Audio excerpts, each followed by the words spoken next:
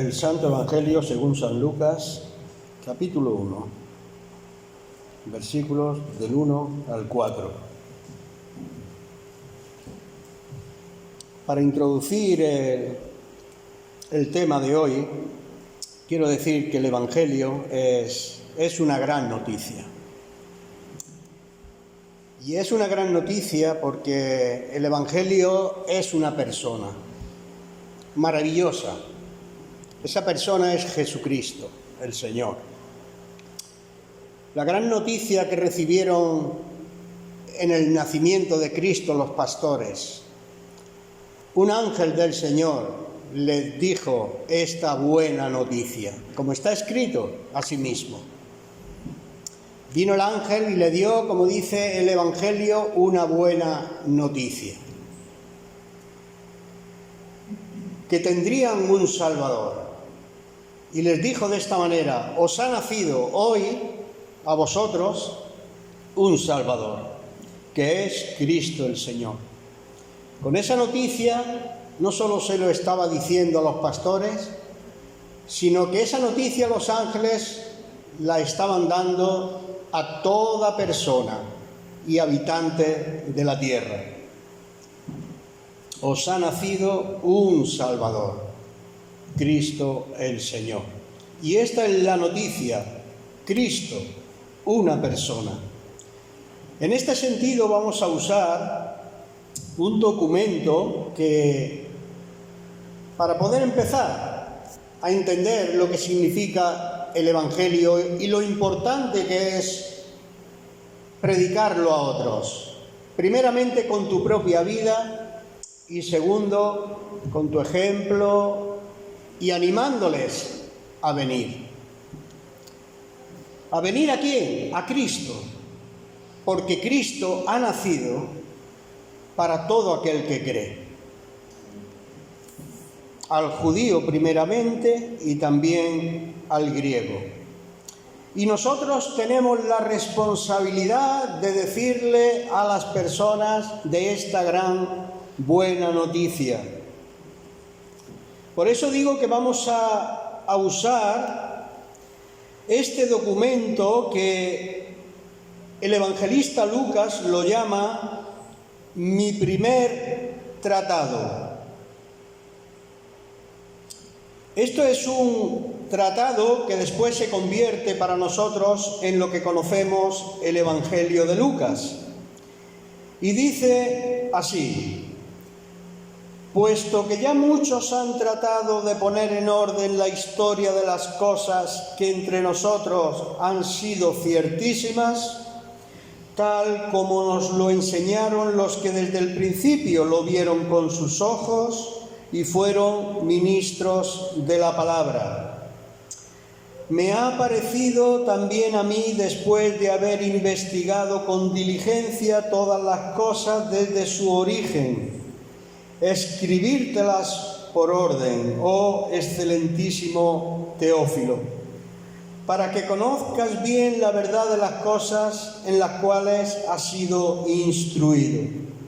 Como veis, aquí al parecer parece que escribe este tratado para una persona llamada Teófilo, un aristócrata del imperio en aquel tiempo, persona seguramente bien vista por el resto del público de aquel tiempo, pero amigo de Lucas. Él le escribe, amablemente le dice: excelentísimo Teófilo, he investigado todas estas cosas que te voy a presentar. ¿Qué le estaba presentando? Le estaba presentando el Evangelio.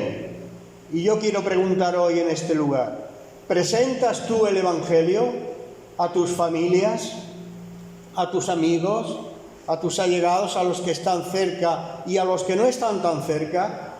¿Les hablas de estas cosas? ¿De lo que Lucas habla a ese amigo suyo, Teófilo? ¿Hablamos nosotros también? Eso es una pregunta. Solamente tú puedes contestar a ella. Y ojalá lo puedas hacer hoy, afirmativamente. Así que vamos a usar estos versículos, sobre todo el primer versículo, que me llama la atención sobre tres cosas. La primera cosa es la realidad de los hechos ocurridos en ese tiempo y que Lucas relata. Es decir, una realidad, hermanos, en la historia. Segundo es que estos hechos han sido ciertísimos y veraces. Y en tercer lugar, que otros han tratado de poner en orden, tal y como nos dice el primer versículo. Así que, para explicar un poquito esto, yo quiero en primer lugar decir que el escritor Lucas, quien escribe este tratado o evangelio, se está refiriendo a hechos que han acontecido en la historia. En segundo lugar, nos dice que estos hechos han sido y son para él y para el resto de las personas que él conoce, han sido indiscutibles, han sido y están siendo ciertos. Eso es lo que Lucas habla de estas cosas. Estas cosas, dice Lucas, han ocurrido entre nosotros. Eso es lo que nos habla el primer versículo, hermano. Estoy deteniéndome en ese primer versículo. Estas cosas han sido hechas entre nosotros y han sido ciertísimas. Por eso digo que, hermanos, que esto, el evangelio que tú y yo conocemos, no es una novela. Lo que Lucas está relatando y narrando aquí con su propia pluma, ya que Lucas es un gran historiador, un evangelista nato, realmente, y también tenía una buena profesión, que era ser doctor en medicina. Él no era ningún novelista que escribía historietas de leyendas, él no escribía fantasía, y no hay duda de que lo que él escribe son hechos que estaban pasando en su tiempo. Y eso estaba dándose en ese momento que Lucas estaba escribiendo. Repasemos el versículo 1. Léelo, Juan Carlos. Puesto que ya muchos han tratado de poner en orden la historia de las cosas que entre nosotros han sido ciertísimas. Así es. Y vamos a este punto que estamos hablando. En este versículo 1, como dice, es que muchos ya han tratado de poner en orden estos hechos. ¿De quién está hablando Lucas aquí? Leamos. Puesto que muchos han tratado de poner en orden la historia. Aquí Lucas está reconociendo que él no es el único que puede escribir de estas cosas, que no es el único que conoce estas cosas. Es como yo mismo estoy predicando en esta mañana. Quizás muchos pueden pensar, quizás el pastor es el único que puede hablar de estas cosas, el único que conoce de estas cosas, el único que puede escribir y contar de estas cosas, que para él son ciertísimas. Pero yo te digo que no, hermano, que Lucas no se está refiriendo de que él es el único, que es el primero que ha recibido de estas cosas y ahora está escribiendo acerca de estos hechos. No, lo que Lucas está diciendo, que otros hermanos, él no está relatando, como digo, una novela. Él no es un iluminado ahí que va por aquí viendo visiones. No, él no se está inventando nada de lo que escribe. Él no quiere rellenar un tiempo de una reunión, hermano. Esto es algo que se tiene que quitar, esta costumbre que no sirve para nada de los creyentes. Intentar rellenar un espacio de tiempo para quedar bien ante los demás. De esto no se trata el evangelio, hermano. Se trata de rellenar o llenar completamente nuestra vida de esta gran noticia de que Cristo el Señor ha nacido para cada uno de nosotros, ha crecido, ha muerto, ha resucitado y ha ascendido a los cielos, donde ahora se encuentra a la diestra del Padre. Él prometió estar todos los días con nosotros hasta el fin del mundo y dijo que donde están 2 o 3 congregados en su nombre, Él está en medio de ellos. Así que, hermano y hermana, Jesús está aquí en medio de nosotros.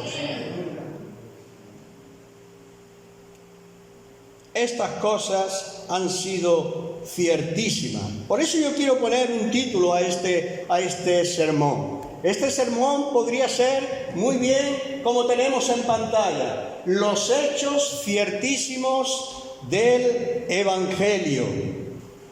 En los primeros siglos del cristianismo, ya Lucas estaba narrando, estaba comentando de estas cosas.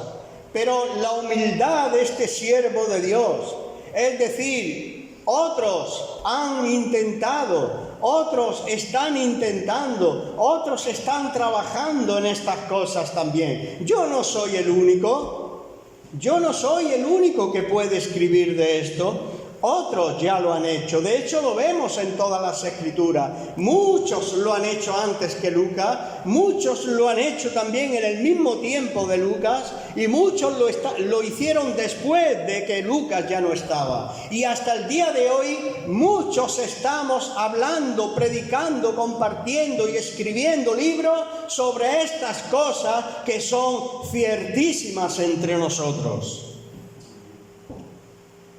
Pero ojo, aquí hay unas palabras que Lucas dice. Lucas hace una diferencia entre su narración y otros evangelios que fueron en ese tiempo escritos, pero que no tenían la fiabilidad necesaria. Es por eso por lo que él comienza a explicarse de esta manera en su evangelio, hermano. Es por ese mismo motivo. Y cuando él dice que muchos han tratado de poner en orden la historia de las cosas, él está hablando de aquellos que realmente fueron fieles a esas cosas y las escribieron tal como han sido ejecutadas y han sido hechas en ese tiempo. Por ejemplo, Mateo, el recaudador de impuestos. ¿Os acordáis de aquel que se convierte a Cristo estando sentado en el tributo, allí en la mesa, en el banco de los que cobraban los impuestos? Mateo, cuando Cristo lo llama y le dice, sígueme, él dejándolo todo, lo siguió. Pues Mateo escribe también, antes que Lucas, un evangelio, el evangelio de Mateo. Es por eso que Lucas está hablando de que otros han puesto en orden o están colocando en orden todas las cosas acontecidas. Pero como digo, otra de la particularidad de este escrito de Lucas en el principio, en esos 4 textos, es que él está dándose cuenta al mismo tiempo que es necesario decirle a las personas lo que es real, lo que de verdad vale la pena, lo que es cierto y no cualquier cosa que tú te inventes. No, hermano, aquí es lo que Lucas está diciendo, porque él reconocía que o bien en ese tiempo o bien después, como dice San Pablo, muchos impostores vendrían a hablar, a compartir y a predicar y a engañar a los nuevos para desviarlos de la verdad. Y así Lucas está de un modo también aquí haciendo una diferencia entre lo que él está escribiéndole, entre lo que está escribiendo y hablando, y lo que no es falso. Aquí hay una diferencia, porque él acelera la forma del mensaje diciendo una y otra vez, las cosas han sido ciertas entre nosotros. Así que, hermanos, cuidado, porque en esta narración podemos confiar plenamente en lo que hay escrito, pero siempre teniendo el cuidado sumo de que puede haber otros que no digan la verdad de este evangelio que Lucas está presentando. Otros escritos, como digo, que no son fieles a la verdad. Hermano, en el siglo XVI, yo quiero hacer un poco de historia en esto. La Biblia, como sabemos, tenemos que confiar sin dudar en lo que Dios ha permitido que tengamos hoy, su palabra, como fiable, hermano. Lo que ocurrió en el año 360, haciendo un poco de historia, cuando los concilios, el concilio creo que fue de la Odisea, ese fue el concilio donde se reunieron para formar el canón de las Santas Escrituras. Ahí fue un comienzo de eso. No recuerdo exactamente cuándo fue terminado, pero sí entre el siglo III y IV, ahí fue concluido. Y nosotros confiamos en lo que los hermanos de aquel tiempo concluyeron en sus concilios, concretamente en el concilio de la Odisea en el 360. Así que lo que es hoy el canón de las Escrituras para nosotros es formado por 66 libros. Cosa diferente a los libros que tienen otras Biblias de otras religiones. Por ejemplo, el canón bíblico, tal como fue reconocido por la Iglesia desde ese tiempo, fueron, como digo, 66 libros. 39 libros se encuentran en el Antiguo Testamento y 27 en el Nuevo Testamento, lo cual suman 66. Pero en el siglo XVI, si te das cuenta, estamos hablando antes del siglo III y IV, cuando ya se formó y había una claridad y había un consenso en cuanto a qué libros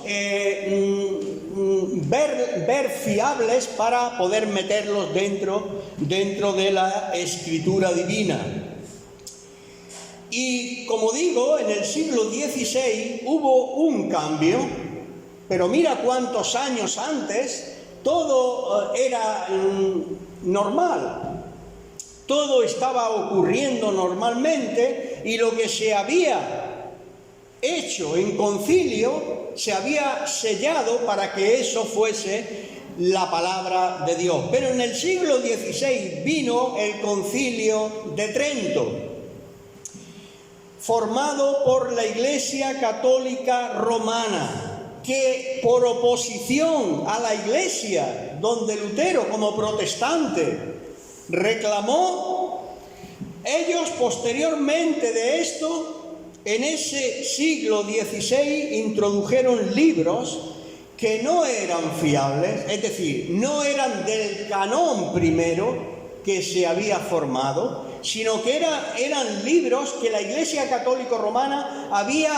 adjuntado a ese canón. Esos libros se llaman libros apócrifos, es decir, no son canónicos, no son fiables, son historia, pero no son fiables, porque no tienen, para que un libro fuese fiable, tenía que ser admitido primeramente por un público en general, por una mayoría en general.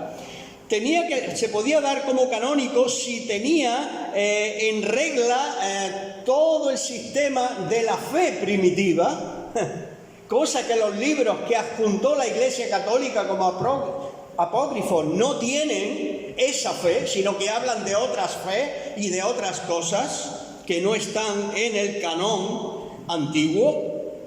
Y también tenían que tener, para ser originales, tenían que tener un principio apostólico, es decir, el sello apostólico de los apóstoles. Y tampoco esos libros que ellos admitieron después lo tenían. Así que por eso fueron llamados apócrifos y no son del canón de los 66 libros. Es por eso que los católicos tienen en su Biblia 7 libros más que nosotros. Tienen 7 libros más. Ahora mismo no los puedo recontar, son varios, Macabeos, tal y cual, pero ahora mismo no tengo tiempo ni ganas de buscar dónde está eso. Pero sí tienen 73 libros, nosotros tenemos 66 libros. Es decir, ellos tienen 46 en el Antiguo Testamento nosotros tenemos 39, es decir, 7 libros más que nosotros. El Nuevo Testamento tenemos los mismos, 27. Por eso, hermanos, nosotros tenemos que tener claro que lo que leemos en el Evangelio de Lucas y hoy hemos compartido son cosas ciertísimas entre los creyentes de aquel tiempo y han seguido siendo ciertas hasta el día de hoy. Eso ya no cambia. Si lo fue en el siglo I, donde Cristo estaba entre ellos, ¿cuánto más ahora? No debemos dudar de esa gran verdad. Y todo el que venga después añadiendo a lo que ya ha sido establecido, no es de Dios, hermano. Es por eso que yo he querido compartir hoy lo que hemos puesto en este sermón. Los hechos ciertísimos del Evangelio, hermano. Hay veracidad en Dios. Hay veracidad en la Escritura que fue formada en los primeros siglos. Hay veracidad y es muy cierto todo lo que ellos escriben, porque ellos son testigos oculares de todo lo que pasó en aquel lugar. Y por eso ellos escriben de estas cosas. Así que, hermanos, nosotros estamos en el lugar que Cristo está. Y donde está Cristo, nosotros estamos también. El Señor les bendiga con esta palabra en este día. Amén.